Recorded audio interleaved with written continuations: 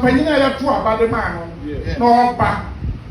Na binu nso beka ho. Na ba kika be flag. Then I will tesa. What bodam do? Enya Ghana flag. Tesa Asante flag na ye him no up and down air kono. Eya wo. Saade no so nimu a.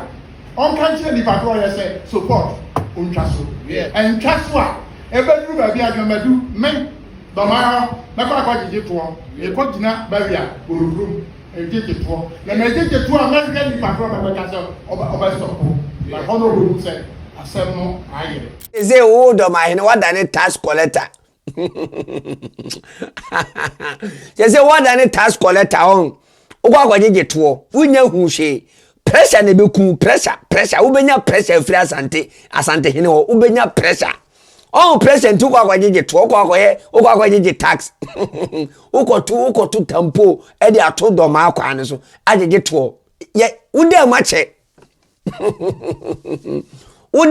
Dormaahene afi pa na wo ba bedem afi na mehu Asante pressure no kuntu kata wu pressure account Iti se buti baby na se wunim nyansa na asem bia se na wamfa adwene nyansa anton na wo kadim semu a yehwe de jimi bayi wa no abusia share video na comment na like na kire wa adwene because wa adwene kire ehia me e wo sa adwuma di we mu pa wo betena social media so na wo to ayempia na akeka nkwa asem wi a afi no na wo pese wo play sympathy social media and this time around we don't have time for unkwasasema wo sole ya wudi no social media no so oh trend na wo pre no this time around ye mfa maw but eno maybe wo ha na ya nche unyansa wo chia wo na wo de wo ho e na wo sei wo be ne na bola so wadane aboa preko e na wo de e be prapra gatem wo de be nam bola so wo de be nam atechem wo de be nam efiefiem krokro akoprapra yenso ye de be ya de fefe dia mo my Ghana edie be biem na Dormaahene eyew Ghana wa woni me sanaka eduana boy ya bayfo kan ye fama wo me bayenu ngobi afidia wa pra wa kasa wasi su via se wo ye bayfo na Dormaafo de eduanafo de mo ye bayfo ejimi kasa na okekan ka wanu tum Dormaahene san mo asem na wo die no tan na jai because ensem fataw this time around nka social media no so nka so adwo ande na de bia wunya akonya betra simpie so ne apaso a na ototo akopre e de to social media no so na akeka nkrofo adwini edibom na ujimi wo social media so adai e na Dormaahene wo yes ane man me bayenu ngobi wunya akonya betra social media so no ye oketre makakraka dududu na o kan kwasasem de kire social media fo ade bia kwaso abane de anim se tumi nyina ya to te se John Dramani Mahama onne Ghana nyina ya de yetumi ama yewura na aswe no bi te se police bi te se military ni nyina ahihya na se ya na moa yewura na no bi kwaso nkran Ghana for me bu bi ya mpiase anwie ye ni se o we de bia abetwam yewura na anu ada kwese da BSc Kumasi IGP okaho IGP wo ho oye de atusa na bi na mu Ghana o IGP su je ogina ma Ghana nyina yewura de hu kura ne se na nsa GJ Ghana Journalists Association ba ya ba wo so big Kumasi me de no kura na ha onu tini me ka asem no tini me ka no na mampanyina ya to abade ma no na oba na binu nso beka ho na ba kika be flag enya Ghana flag yewura IGP da oye saade ne bi ama regions ni nyina o ma me do ma me yo mpese as a matter of priority onko slim mansini ahemfo akase no onko ya saade ne bi ma be Buno ha omra onya ba akoma na vice o madoma o kwaya bi ma regions ni nyina sa anya bi ama regions ni nyina na o da bi ba akoma na obaya me agbabadu anto so biru me sorry Ghana sa sa de na ye da me kasa dia sa me ma na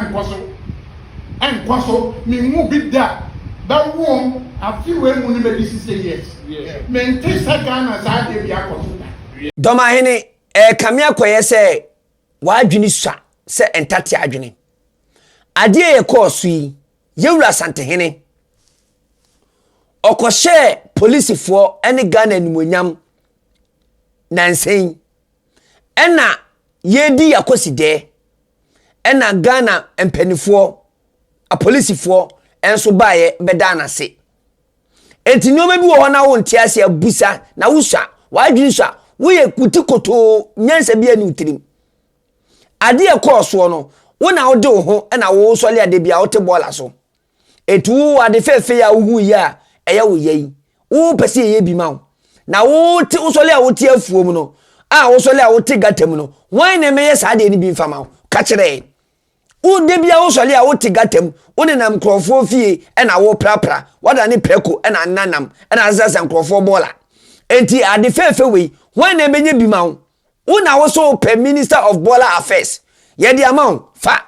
ye no obi ye no nkwa akansi ni bia ye no nya chi ni bia wo na wo so ye minister of bola affairs fa afi wo hu sa de fefe koso a wo pe bia bra ho ase ni emeye bi ma wo sa asem ya wo kan gama nche krapo na bi koso sa na enso gama nche de ne wantimi ameka ho asem ama bro krapo bro ye nipa ha bono din bro no o ye nipa nko be bo nipa so mo papa bro fo ye mobo ya fo benkuma boy ya fo ni fo boy ya de so kwenti ye ndedei ya na bro fo ye nye ye mu binu din esanse ye asante ye yemane ye fedi ntino wo hu ka ho asem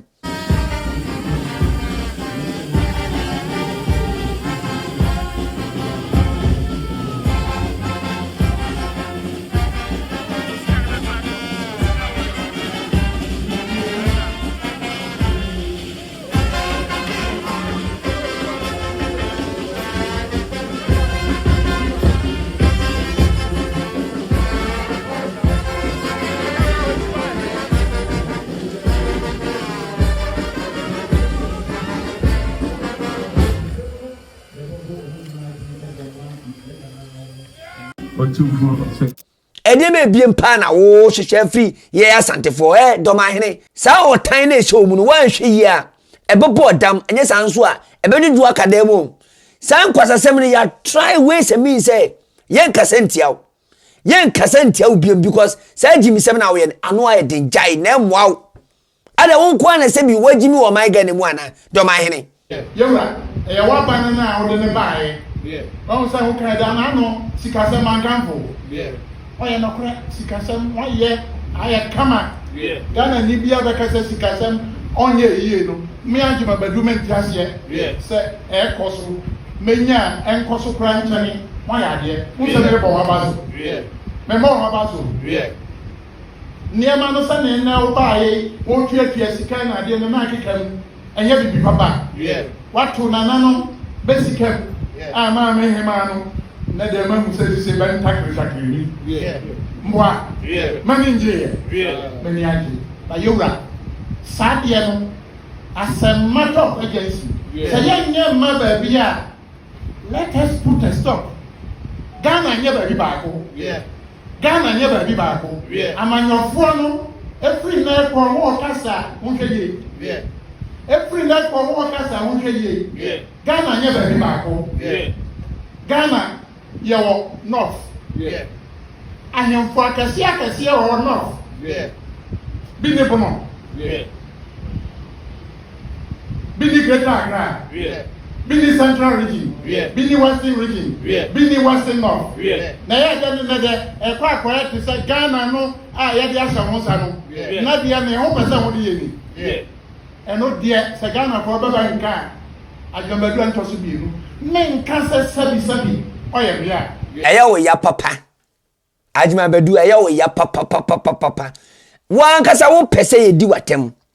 sa asem bie ni wa Dormaahene wan kasa wo hwehwe se ye di watem chese de wo kani ni na ye wotanyo ahoye a ase yawdie bi wo wakoma mu pa chese ye hudi en kan kire wo se me no kasa ase me hu se wo ye small boy bi ma me pese me didi watem na me kan kwa asem de kire na me di nyansa etu ti kakrakanim but this time no my comport me too much eye too much Dormaahene de wo ye no wo na wo pe ema ye nkura ni bi no ye nya wo kasetia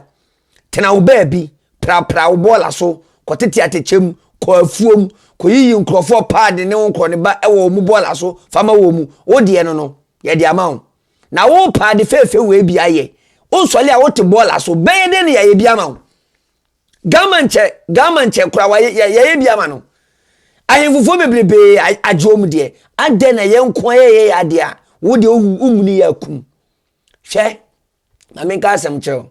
obie ni wa obetimi atwa Asantehene ho aye bibi wo maiga na mu ebe ye da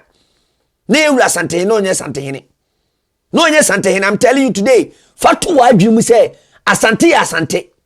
na wotu mu tan ne betene eye pa wo hya asante ase wahinie bie ni wa betimi ato Asante wahinie kankan na ode to no samlenke wo senka adua na nkunya no kra komaku dadada nanso no wo mu pese wo bo oda mutia e no maye ojimijimi no because ensi dai ne base wotu akunya so ye wo de man bi enyefe yema wo de na enyefe adentina de bia ye yema ye de ye fa na wo kan kwa asem wo de tete bola wo de yi bola mgatam yeso ye de ya de papa na wo sole ye na wo de yi bola mu no na wo pese wahinie na ekosoro na ase wo pese obre wahinie na se kama mitie wahinie na wo pese nka ekosoro no wo sole abola mu na ade tie na hwan na meye sa de fefe we fama wo aboa preku wo paye nyale de sei okwakoda atechim na wo ye meme dwalo ne sa kwakotena atechirim ene enkrama nkonkodi agro na kwotena bola so ko wurawura nkrofo fie yiyi omu bola banche ne yen kanfo emata na emerwafo ne kanfo na wo unim se wa na wo se wakunya no ene de wanka so waje atum se yede noma pa abode de mama ahoye abamu hwe Asantefo ye flag ne de ye nya yuso ye bekoso ahimni san ntisa wompe na wompe so obehu dia dumufo no Dormaahene dumufo no wompa Asante flag na hwekwa dumfo no wahinie kankan a wudie no ehin na obetime de wo wahinie na akọ wahinie na traw doma ahyegu wahinie kura mpo no enu tachiman wahinie no enu tachiman na akonkransa mpo wo pe wo wahinie fu wei na wo amahene dodo se na wo mba besom wa wahinie kutu wadwene nya adwuma he wahura pe oba bi kokotena ne jankwa asem na wo so da de bia wo ka che social media no ede anisa no ede pa na wo pa akire Dormaahene eni monyama abonofo ba bi amam nne nana sabio nwura Dormaahene nana no ba bi amaya men pase mani mrebi namo ade akwaso no nya ajabadu nwa mede ka woni message meka de bia pese nya okasetia ade na wo tesa wo bodam dodo na mampanyina ya to abade ma no no opa na binu nso beka ho na ba ki ka flag enya Ghana flag yewura IGP da oye saade ne bi ama regions ni nyina o ma me doma me yo tese Asante flag na ye him no up and down no eye wo ya Asante ye flag ni de eye tete obotamo enye ne eti se want man kro wa ahinie mpokura wo teso no wo be srefi Asantehene wo Asantehene na ye o man hene eti si de na wo so sole a wo ma ya so nkwa didie ahoye na asha o man o hu de o kan no kwato akonta madam fo saade no so onimu a on kan kire di patro ye se support ontwaso entwaso a ebeduru ba bi adwamadu men Dormaahene na kwa gije to e ko gina bawia orurum ejeje to na ejeje to American di patro ba ka so oba stop ba hono ru se asem no ayere seze wo Dormaahene wada ne tax collector seze wada ne tax collector on ogwa gije to wunya hushe pressure ne beku pressure ubenya pressure free Asantehene wo ubenya pressure on pressure ntu kwa gije to kwa gije tax ukotu tampo e de ato Dormaahene kwa ne so agije to ye ude mache Dormaahene afi pa na wo ba bedem afi na mehu Asante pressure no kuntu kata wu pressure account Chese de o keke ni na dambo pa na Dormaahene o keka no. Chese de o gye atum se wo bum la ne so. Wo bum la ne so buo ye mfiu. Ba bia wodi duri me ka cho se wo dem awie. Tax na akwa gye esie. Wo kwa to to ade asi Dorma ade tax agu botom. Akwa ye kwasia. Ha Dormaahene wadwene nya adwuma. Serious wadwene na nya adwuma. Mito Nyankopon se wadwene ye adwuma pa. Minim abempenifo sa ajeje amode ma akwa we pa ntino mo kwohwehwe na adwene. Mo ko bie na adwum pa de ne ko hospital kwohwehwe se akwa we pa nto e papa. Unim ye de ne ye ajeje no onya asem ndida o. Ondi asem da. Ene ya bo na atenase nti atenase na ya bo no ne ho keka no ondimi mpie. Enti won se de ato wo Dormaahene pressure be ku o. Asantehene ye Asantehene o de pressure be ku o de ade efe ene do be ku o. Asantehene ye Asantehene baby obetu na nem osie no ukra unnu ho. Unduru ho baby a enti die be pa na wonpo baby ntena. Oye ya na otwetwe nkrofo bi kika nkrofo tribom Dormaahene wo emfa ne jai. Asantehene ye Asantehene okokra Ghana ne ye kan kre se ka Ghana ye kan kra enka yese enka ye bre enka ye wura Asantehene ko bo man Ghana bebrebe bebia ne nim die ne tumi akwakodu no ka ye wura Asantehene enka Ghana nya oman anka ye bebre mpo but esan se nim die ankrofo nim ninti no ene obu ankrofo peso mbebu Asante ankasa no ene omunde but Asante de ye de Asante ye de ho etutu mu tan ne betene ye pa Dormaahene wa hura oposi bre ne ja nkwasasem na wo ti social media so a de bia wo ka che nkrofo no ja nkwasasem no na ba bia wo ba ye hura ne ba ko Ghana flag na se bi flag bia o nkofo aborofo ya nya flag na nimsa ye kuo bi mrantie kuo bi ba flag na o kuo de mrantie kuo bi betima ye flag bono for ya flag Ghana ba kupe ye wura ye nyina ye nyaman kose ne John Dramani mama onu ye so no onu ne mra ne ye bedi so ne mra ne ye bedi so nti ye mu se bibi otia ye beka ye wura sa asem we na nde mawo de ni amboa yo da kwani na me ka cho de wura ndi o ja kwani na ma ka cho se me akonya na nteso no ya de ne ya bia na wo na nanu nyina nya bia na mom de ne de wo tanti de o keka se de o ka cha abrofo se sa abro champion flag ne de eni mu obi afkoto ntwene bro eti musoli a mo amoye mabunu no musoli a na mo de flag bi ni na Dormaahene se abrofo ye nya flag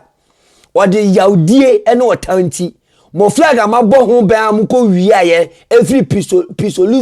no eno ye se wo condemn se mo nya flag o se aburo ni baye de baye o di aye o pa Dormaahene kwasasema wo die ni na o ba bi akokofa ye flag na ye him na wo de ne hye gatam ni ntino wo na wo kura wo bi ede ade na wo ye aburo champion mu nya flag ene mo abom ho asafo he na mo sole a mo de flag bi twi afi ye raise the flag of Ashanti a afi de usu ato ne kasa unya hwehwe umesu ni suo pa ni su kokko buno bre Ghana wa wuni mesanaka aduana fo ye bayfo afi de o de tan so ye bayfo wona ye bayfo nya aduana fo na ye bayfo wan kasa kunya na woteso no afi na magia tum se afi na ye ho adwuma akunya na woteso no afi na ye ho adwuma pa Dormaahene because won say ma gan de wo bodam edam pa na Dormaahene wo bon because mentiase edam kese pa na Dormaahene akwa no wo bon afi de aduana fo me ye benfo mo krama na dam pempentre so no mo krama na dam pempentre so hwebi afi de unya hwehwe uya benfo ampa me baye ni wo bi busuawe de mo sempa wasi baye ni de wo bi pa me se wo bre weye efa edi kan afi ni ye ba be sole wo so Dormaahene ye be tete wo nam ye be pian ba bi a wato ye be pian wato amanem share video ne comment ne like na kyerɛ w'adwene because w'adwene kyerɛ ehia me ɛwɔ saa adwumadi we mu pa. Peace out.